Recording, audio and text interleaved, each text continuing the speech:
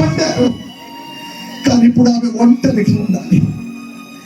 ఆ దుఃఖం చాలా భయంకరం, ఆ ఒంటరితనం చాలా వేదనకరం.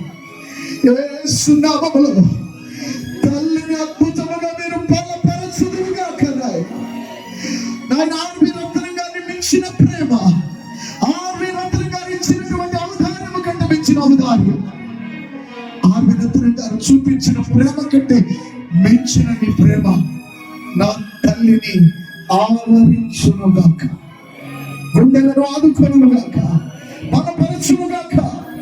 తండ్రి, నేను వెళ్ళక ముందే ఇక్కడ ఒక మందిరం చూడాలయ్యా అని పట్టుబట్టేశాడయ్యా, కక్కడం కట్టేశాడు.